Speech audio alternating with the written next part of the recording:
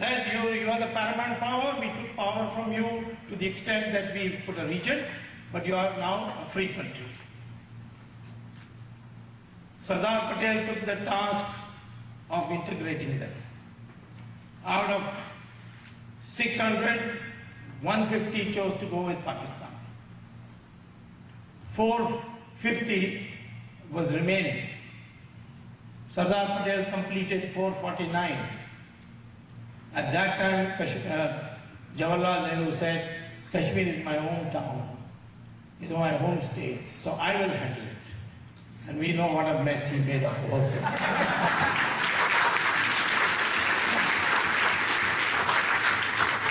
When I was a minister, I looked at the documents and I was surprised to find that we went to the United Nations and then declared publicly outside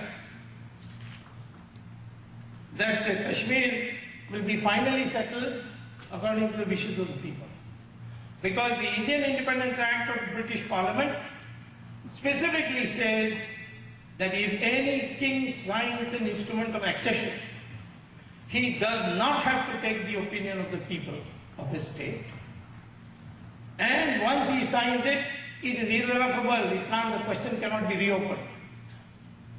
The King of Kashmir signed the instrument of accession. And therefore it became an irrevocable part of India. And there was no requirement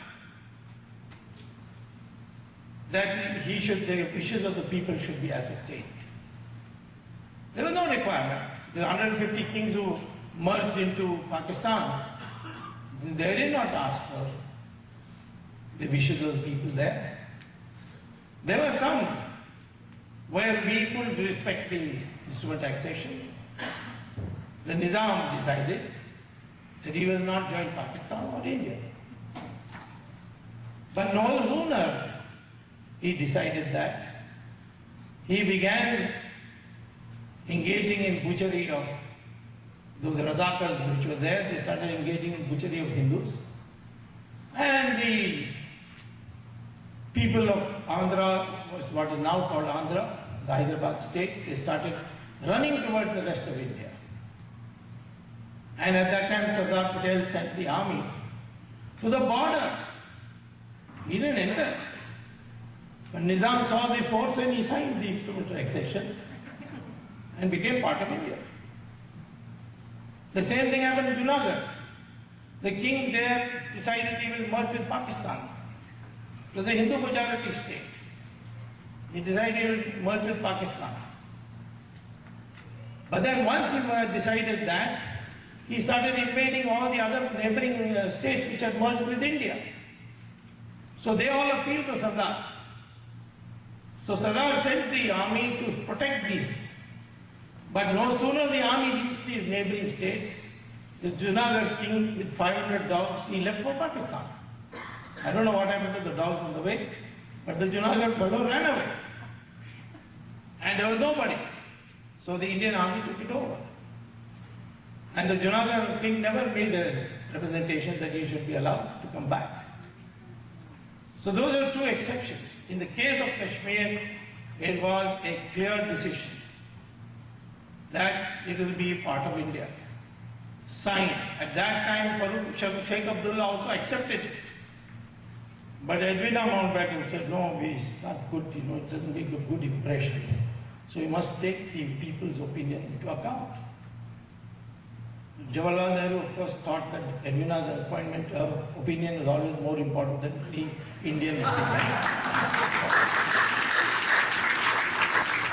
I don't want to go into the reasons for that. But the fact is that it's an inalienable part of India. If you question the instrument of accession, then you are questioning Pakistan also. Because Pakistan is created by the same act. You can't say, I have this selective part, this act, part of the act I will accept, this part of the act I will not accept. Now, after creating Pakistan, if the people, Muslims of what is now called Bangladesh, used to be part of Pakistan, decide to come into India, that means the Muslims are willing to live with the majority Hindus.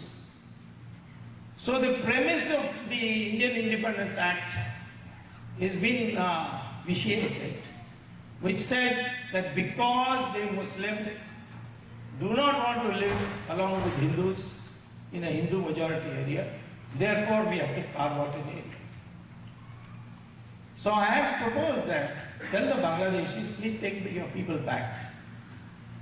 If you can't, then according to the opinion expressed in the British Parliament, we have to get 1/3 of your territory. Because 1/3 of your population has come to our country. And if you don't agree, then I'll have to take it from you. For long years, our military has fretted that when we want to go to Assam, we have to go through Jalpaiguri, Darjeeling. It's a thin strip of only 40 kilometers, I think. Above is China, below is Bangladesh. They said if the two of them one day decide to cut us off, Assam will go. So I had a minister there briefing me. I said, why don't we, what should we do? They said, we need a corridor through Bangladesh. So from where to where? From Khulna to Sylhet. Through Khulna to Sylhet. So I said, well, it's going to be difficult. But today, recently I measured in the map, what is the area above line drawn from Khulna to Sylhet? It turned out to be exactly 1/3.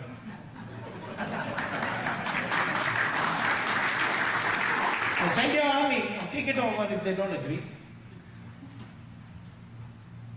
Otherwise they can take back. They're Bangladeshis.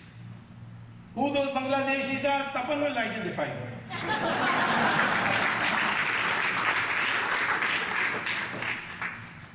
That is the kind of Hindu unity we want.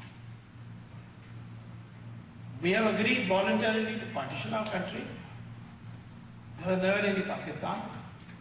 But having agreed, the terms on which we agreed, whether we like it or not, we agreed, the terms on which we agreed should be respected.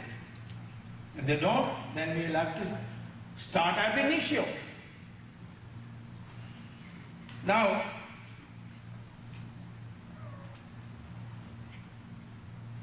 you see, in one other thing which sometimes the Muslim and the secular crowd gets angry, when I mention that there are 3,000 prominent temples on which mosques stand. Many years ago when I was law minister, I was negotiating on this Babri Masjid. It was still not demolished. And the Babri Masjid Action Committee was headed by Sayyid Shabuddin, who's a good friend of mine. And he agreed with me that if I can prove that below the masjid there was a temple, he would personally go and demolish that masjid. But unfortunately, our government went out. I could not establish a commission to go and dig below and get it out. Now, of course, it's been established that there was a temple. The archaeological survey conducted, I think, in 2002 or 2003 on the direction of the Allahabad High Court. And they found that there is a temple below what is now the remains of the Babri Masjid. So strictly on that basis, it should be returned. Same thing with Kashi Vishwanath. You can see their masjid standing on top of a temple. You can see Vrindavan. There are many temples. But I think the Hindus would be quite satisfied if the Muslims voluntarily gave up these 3 masjids. And it's very easy for them to give it up. Why? Because a masjid is not a religious place. Who says that? The constitutional bench of the Supreme Court of India, in a judgment 1994, Ismail Faruqi versus the government of India. While discussing the Babri Masjid demolition, they say masjid is a building because it is only for facilitation of reading namaz. Muslims can read namaz anywhere, on the railway platform, while going by an aeroplane, in this room. Namaz can be read anywhere. And therefore it's just a building to facilitate reading namaz. So you put a building a little further away. In the case of Babri Masjid, the position is even more ridiculous. Because the man who demolished the Ram Mandir and built that masjid in the honor of Babur, his name was Mir Baqi. He was a Shia. And the Islamic principle is that masjids are managed by a mutwali, which is a hereditary post. It comes from father to son. So this Mir Baqi appointed a mutwali who was a Shia. And his great-grandson is still alive, living on the other side of Saryu River in Ayodhya. And he has given to Ashok Singhal of BHP an affidavit that I, Mutwali so-and-so of Babri Masjid, hereby declare that we have no interest in keeping this masjid. We want a Ram temple built there. We request the Hindu community build us a masjid across the Saryu River.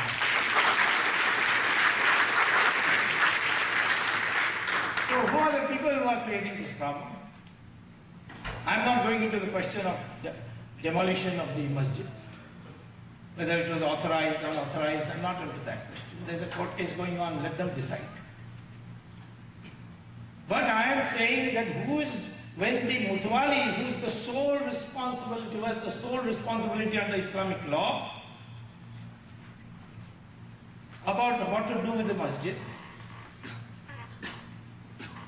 he says that you can take it, but why? Who's stopping you? It is the Sunni Waqf board, which has no status there at all. The Shias of India say, Mandir bana do. We have no objection. But these fellows say no. And the Allahabad High Court in the judgment, 3 judges, they wrote separate judgments. There's only one point they all agree. The Muslim judge and the 2 Hindu judges all agree, and that is that the Sunni Waqf board has no locus standi in this dispute.